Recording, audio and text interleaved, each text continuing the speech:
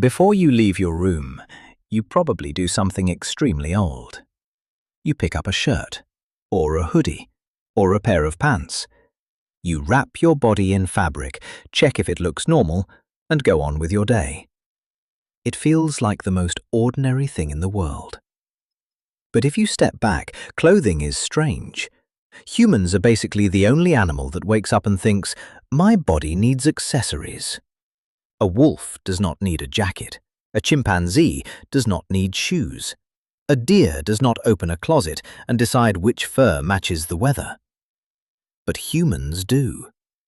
And that raises a weird question. Why?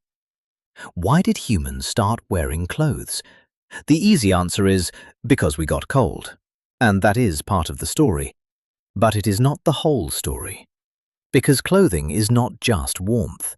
Clothing is portable shelter. It is artificial fur. It is armor against wind, sun, insects, scratches, and bad weather.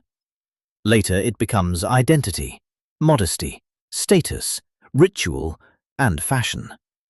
But at the beginning, before fashion, before brands, before buttons, before pockets, before anyone cared if an outfit looked good, clothing probably began with a much more basic problem. The human body is kind of unfinished. Compared with most mammals, we are weirdly naked. We have hair, of course, but not the thick, insulating coat that many animals use to survive cold nights, sharp branches, biting insects, and sun. And that missing fur was not just a mistake. One leading explanation is that early humans became better at losing heat. Imagine an ancient human moving through a hot, open landscape, walking long distances, carrying tools, searching for food, maybe tracking animals under the sun. Fur is useful when you need warmth, but if you are trying to move for hours in heat, fur can become a blanket you cannot take off. Sweat only works well when it can evaporate. A less hairy body can dump heat more effectively. In that sense, losing fur may have helped early humans become better walkers, runners, foragers, and hunters in hot environments. But evolution rarely gives free upgrades. When humans became better at cooling down, they also became more exposed.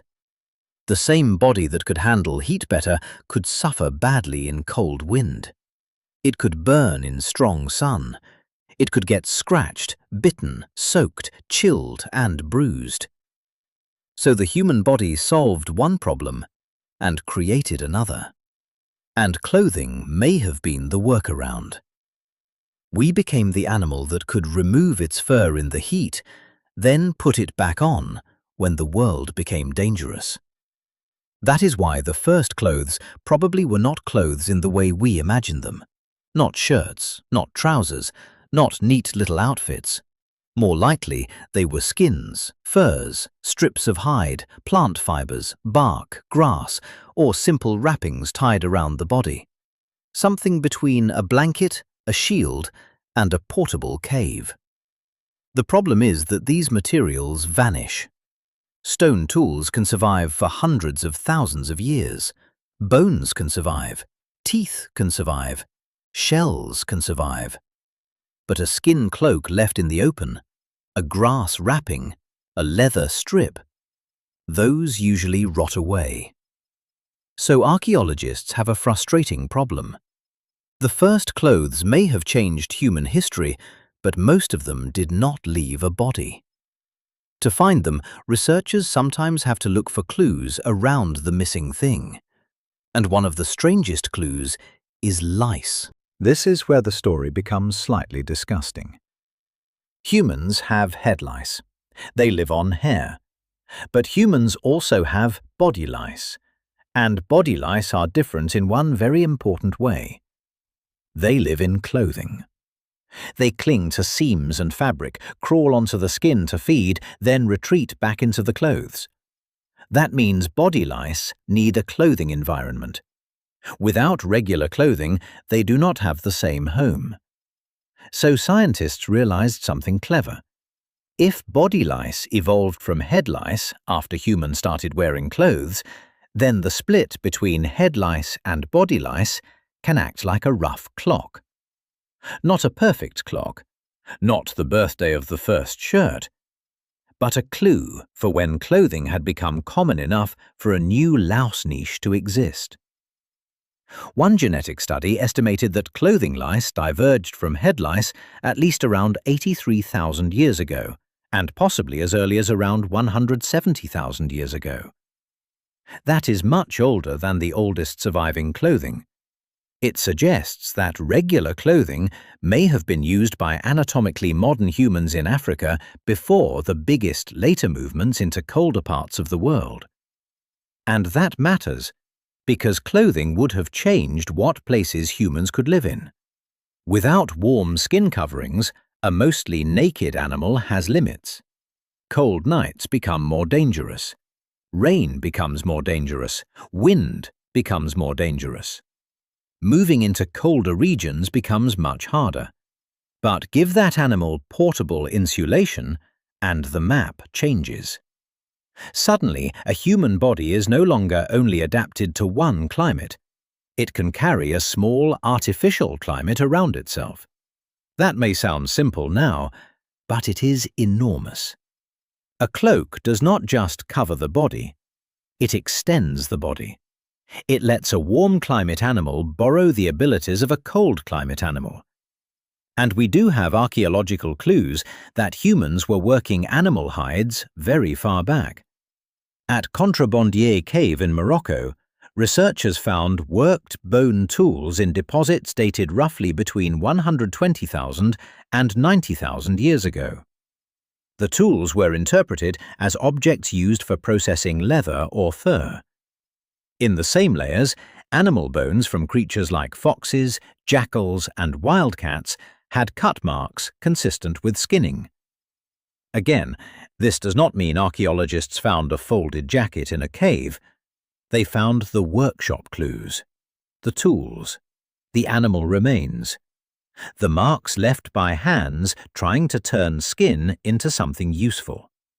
That is why the Morocco evidence is so important. It gives a more direct archaeological shadow of clothing production, while the lice give a biological shadow. Two different kinds of clues point toward the same broad idea. Long before written history, humans were already using the outside world to rebuild their own bodies. But early clothing was probably crude. Imagine animal skins draped over shoulders, fur wrapped around a sleeping child, hide tied around the waist. A rough covering pulled tight against wind. Useful, but not elegant. The next big step was fitted clothing. Because a loose skin can help you survive a chilly night, but if you want to live through serious cold, move efficiently, keep your hands free, and trap warm air close to the body, shape matters. You need cutting. You need holes. You need stitching. You need something closer to tailoring. Eyed needles appear much later in the archaeological record, around 40,000 years ago.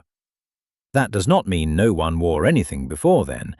It means the technology for more complex sewn garments shows up clearly later. This distinction is important. There is a big difference between wearing a skin and engineering an outfit. One is a covering, the other is a human-made environment for the body. And once humans could make better clothing, the cold world became less impossible. But clothes did not only protect humans from temperature. They also changed how humans appeared to each other. At first, a skin may have simply meant survival. This keeps me warm. This keeps rain off my back. This stops my feet from freezing. But humans are social animals, and social animals turn almost everything into a signal. Once you put something on the body, other people can read it. What animal did that skin come from? Who made it? Who is allowed to wear it? Is it useful, beautiful, rare, frightening, sacred, or strange. Over time, clothing becomes more than protection. It can say, "This is my group. This is my role. This is my status. This is what I hide. This is what I show." We should be careful here. We do not know exactly what the first person wearing a skin thought it meant. They probably were not inventing Fashion Week. But we do know that humans were already using ornaments, pigments, beads, and body decoration deep in prehistory. So it makes sense that body coverings could eventually become part of that same human habit, changing the body to change what the body means. That may be the deeper answer to the question. Humans started wearing clothes because the body needed help, but humans kept developing clothing because the mind needed meaning. A bare body is one kind of message, a covered body is another, and from that point on, the human body was never just biological again. It became editable. You could add fur without growing fur. You could add color without changing skin. You could add protection without evolving claws or shells. You could become, in a small way, a different animal, depending on what you wrapped around yourself. That is why clothing is one of the strangest human inventions. It is not like a spear, which stays in your hand. It is not like a fire, which stays in one place. Clothing moves with you. It touches you. It changes your temperature, your outline, your vulnerability, and eventually, your identity. And once you see it that way, getting dressed starts to feel less normal. Every hoodie is a tiny survival shelter. Every coat is artificial fur. Every pair of shoes is a little argument against the ground. Every uniform, costume, wedding dress, robe, jacket, or favorite shirt is part of a very old human tradition. The tradition of saying the body alone is not enough. So, why did humans start wearing clothes? Because we were naked in a dangerous world. Because we could sweat, but we could also freeze. Because our skin was exposed, but our hands were clever. Because we learned that survival did not always require changing our genes. Sometimes it required changing what we carried, what we made, and what we wrapped around ourselves. And maybe that is the most human part of the whole story. We did not grow thicker fur, we made it. We did not wait for evolution to give us armor, we stitched it together. And then, slowly, we turned survival into identity.